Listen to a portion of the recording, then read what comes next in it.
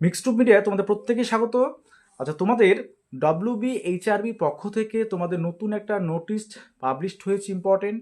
পাশাপাশি তোমাদের কিছু ইনফরমেশান যেগুলো তোমরা অলরেডি পেয়েছো সেটা হচ্ছে তোমাদের মেল মারফত। হ্যাঁ, প্রত্যেকেই মেল চেক করবে। তোমাদের মেলে কিন্তু WBHRB পক্ষ থেকে একটা ইম্পর্টেন্ট মেল করা হয়েছে। ঠিক আছে, প্রত্যেক ক্যান্ডিডেটের মেলে দেখবে তোমরা পাবে।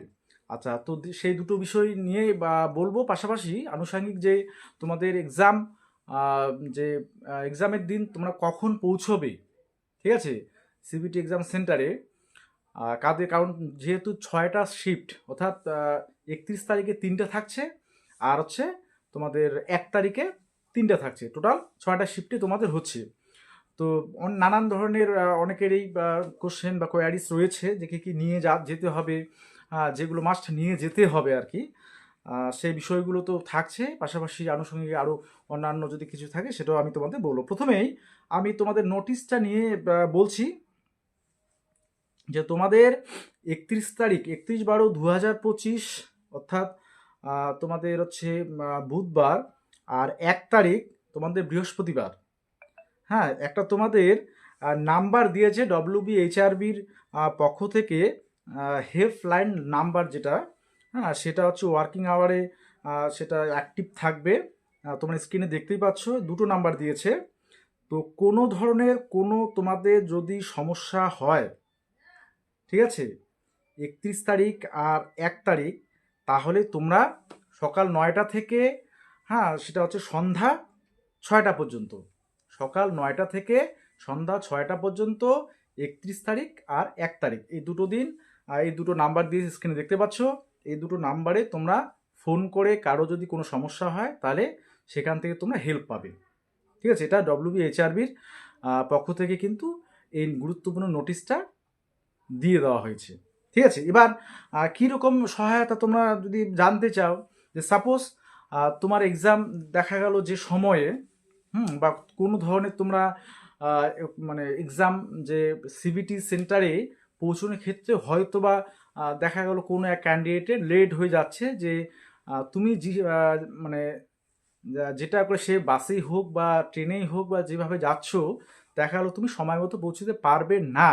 হ্যাঁ, বা যদি বাসে যাও বা কোথাও কোনো সমস্যা হয়, সেক্ষেত্রে এই নাম্বারে আগে ফোন করবে। সব প্রত্যেকেই তোমরা কিন্তু মোবাইলে এই নাম্বার দুটো সেভ করে রাখবে। ঠিক আছে, আচ্ছা, সেভ করে তোমরা রাখবে। এবার কোনো সিবিটি সেন্টারে পৌঁছানোর আগে অবধি, অর্থাৎ 9টার থেকে এটা শুরু হবে, তোমাদের যদি কোনো সমস্যা হয় ইমিডিয়েট সেখানে ফোন করবে, এবং সেখান থেকে তোমাদের সমস্যাগুলো সমাধান করার ওনারা চেষ্টা করবেন। ঠিক আছে, সেজন্য এই নোটিশটা তারা দিয়েছেন। এটা 2 দিনে থাকবে, 9টার থেকে, সকাল 9টা থেকে 6টা পর্যন্ত কিন্তু সেটা খোলা থাকছে হেল্পলাইন। ঠিক আছে, আচ্ছা, এরপরে তোমাদের যে বিষয়গুলো আসছি, যে তোমাদের মেল, হ্যাঁ, তোমরা প্রত্যেকে মেল চেক করে দেখবে। তোমাদের একটা মেল আসছে, আর সেখানে তোমাদের টাইমিংটা মেনশন করা আছে। আর প্রথমে দেখবে ডেট দেয়া আছে যে 31 ডিসেম্বরে 3টা শিফট, শিফট 1, শিফট 2, শিফট 3, আর হচ্ছে ক্যান্ডিডেট রিপোর্টিং টাইম, সেটা দেওয়া আছে। তারপরে হচ্ছে গেট ক্লোজার, অর্থাৎ গেট কখন ক্লোজড হয়ে যাবে, যে গেট যদি একবার ক্লোজড হয়ে যায় তারপর কিন্তু তোমরা ঢুকতে পারবে না। তো টেস্ট টাইম, মানে কখন তোমাদের এক্সাম শুরু হবে সেটা। তো প্রথমেই আমি সেটা বলে দিচ্ছি, আমি একটা একটা ধরে বলে দিচ্ছি, যে সকাল মানে মর্নিং শিফটে যাদের ফার্স্ট শিফটে রয়েছে তাদের হচ্ছে রিপোর্টিং টাইম 9টা 30।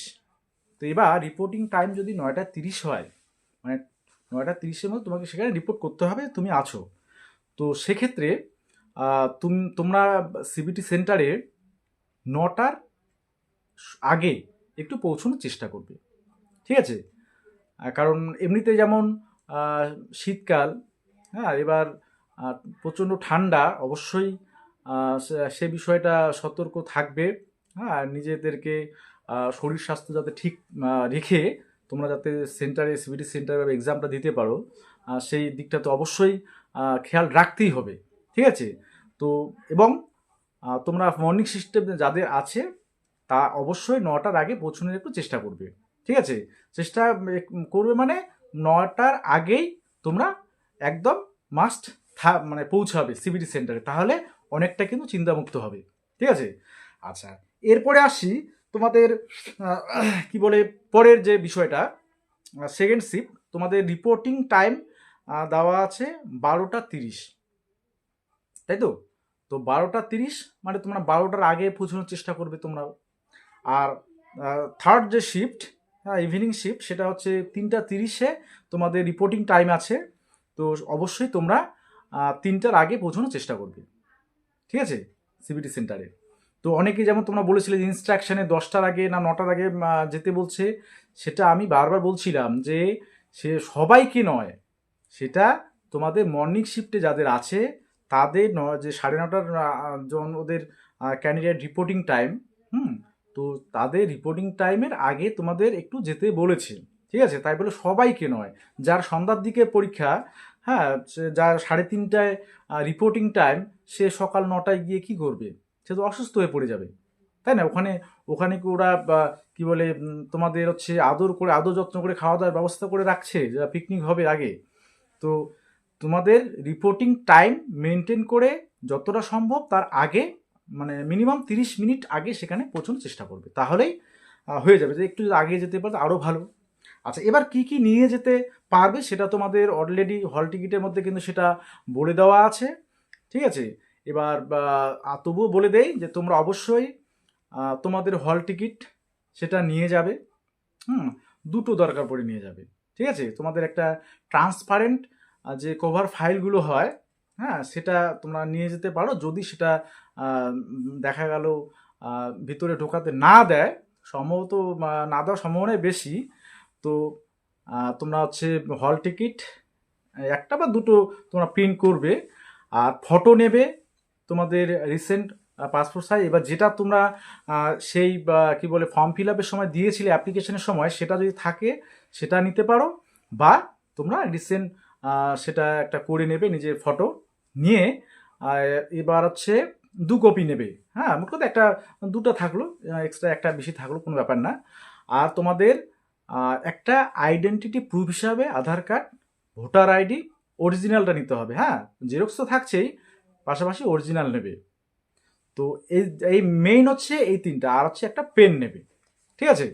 সেটা হচ্ছে ট্রান্সপারেন্ট। তোমরা ওই 3 টাকার যে অগ্নি বা যেগুলো হচ্ছে মোট কথা কালিগুলো দেখা যায় বাইরে থেকে, ট্রান্সপারেন্ট বলছে। আর জলের বোতল একটা বলছে, যাদের অবশ্যই জলের বোতল দরকার আছে, হ্যাঁ, অবশ্যই নেবে। আর কোনো মানে আর বাদ বাকি তোমাদের আদার্স কিছু নিয়ে যেতে হবে না, শুধু এই কয়েকটা জিনিসই মনে রাখবে। ঠিক আছে? এগুলো হলেই তুমি পরীক্ষার কেন্দ্রে তুমি ঢুকতে পারবে বা এক্সামটা দিতে পারবে। ঠিক আছে? এক্সট্রা আর কিছু লাগছে না। অবশ্যই আইডেন্টিটি প্রুফ হিসাবে যে কোনো মানে Aadhaar card, voter card, PAN card যেগুলো আছে তোমাদের হল টিকিটে লেখা, এগুলোর মধ্যে একটা নিয়ে যাবে। ঠিক আছে? এটা মাস্ট। আর হল টিকিটটা একদম মাস্ট। আর ফটো 1 কপি সেটাও মাস্ট, সেটা কিন্তু সেখানে দিতে হবে। হ্যাঁ, সেখানে বলাই আছে হল টিকিটের ওখানে দিতে হবে, সিগনেচার করতে হবে সেখানে। ঠিক আছে? এবং ইনভিজিলেটারও সেখানে সিগনেচার করবেন। হ্যাঁ, তো ছবি কিন্তু মাস্ট ওখানে গিয়ে, কারণ অনেকে ভুলে যায় যে ছবি নিয়ে যায় না, কারণ আমি ছবি নিয়ে আসিনি।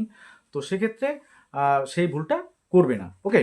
আচ্ছা, এবার এগুলো নিয়ে গেলে তোমরা মোটামুটি এক্সাম ভালো হয়ে যাবে, মানে এক্সাম রুমে এক্সামটা দিতে পারবে। ঠিক আছে? আর তোমাদের আদার্স যে বিষয়গুলো থাকছে, অর্থাৎ লাগেজ বলতে তোমাদের ব্যাগ যদি থাকে এক্সট্রা, সেখানে তো ওরা নিজের দায়িত্ব নেবে না বলছে, তোমাদের সাথে যারা গার্জিয়ান থাকবে তারাই দেখবে সেটা। সেগুলো নিয়ে বলছি না, সেটা নিজেদের দায়িত্ব। আর অবশ্যই মোট কথা চাপ নেওয়া চলবে না। হ্যাঁ, তোমরা কম্পিউটারে সিবিটি দেবে, অবশ্যই আমি সাজেস্ট করব প্রত্যেকটা কোশ্চেন ভিজিট করবে, এবং যেগুলো আগে পারবে সেগুলো আনসার সঙ্গে সঙ্গে দিয়ে সেভ করে রাখবে। অবশ্যই সেভের 2টা অপশান আছে, একটা সেভ অ্যান্ড নেক্সট, আর একটা হচ্ছে save and mark for review. মোট কথা তোমার আনসারটা যাতে সেভ করা থাকে, যেটা আমি দিয়েছি। তো কারণ সেভ করা আনসার না থাকলে তুমি কিন্তু তোমার সেই আনসার তোমার সেভ যদি না করো তাহলে ইভ্যালুয়েশন আসবেই না। আর যেগুলো স্কিপ করবে সেটা হচ্ছে ওই মার্ক ফর রিভিউ আর নেক্সট যেটা আছে সেটা দিয়ে স্কিপ করবে। আর পরে যদি কোনো আনসার আরও করে দেখা গেলো 50টা ভিজিট করার পরে তুমি দেখলে 35টা হলো আমার আনসার করলাম, এবার বাকি যে 15টা থাকলো, তো সেগুলো আমি একবার চেক করব, তো কোশ্চেন ধরে ধরে চেক করলে, এবার চেক করে আনসার যদি কোনো দাও, তাহলে আনসারটা দেওয়ার পরে অবশ্যই কী করতে হবে, সেভ করে রাখতে হবে। সেভ অ্যান্ড নেক্সট করবে, বা তোমরা সেভ অ্যান্ড মার্ক যেটা আছে, মার্ক ফর রিভিউ, সেটাও করে রাখতে পারো, সেটাও ইভ্যালুয়েশনে আসবে। বা তোমরা অবশ্যই সেভ আর নেক্সট যেটা কনফার্ম থাকলে সেটাই করা বেটার। ঠিক আছে? আচ্ছা, তো এই বিষয়গুলো গেল। হ্যাঁ, অনেকে কিন্তু এই জায়গাটাতে গোলমাল মানে করবে, মানে অনেকে বিএসসিতে করছে যে পরে যখন আনসার একটা নতুন করে দিল, হ্যাঁ, এবার দেওয়ার পরে সেটা আর সেভ করে আনসারটা জাস্ট ওখানে টিক করে গোল হয়ে গেল, মানে ওখানে অ্যান্সার গেটটা ভরাট হয়ে গেল, অ্যান্সারে করলো, কিন্তু সেটা যে সেভ করতে হবে, সেভ না করে ওরা অন্য কোশ্চেনে চলে যায়, ফলে ওই কোশ্চেনটা কিন্তু আনসারটা সেভ হয়ে থাকে না। তাহলে আনসারটা দেওয়ার পরে সেভটা করতে হবে, সেভ আর নেক্সট, তারপরে তুমি অন্য কোশ্চেনে যাও। ঠিক আছে? এই জিনিসটা ভুল করবে না কেউ। হ্যাঁ, এটাই বলা ছিল। অবশ্যই আশা করি পরীক্ষা ভালো হবে। এবং তো যারা যাদের সুরেন্দ্রনাথে আছে, আমি বলেছিলাম 1 তারিখে থাকবো, অবশ্যই দেখা হবে।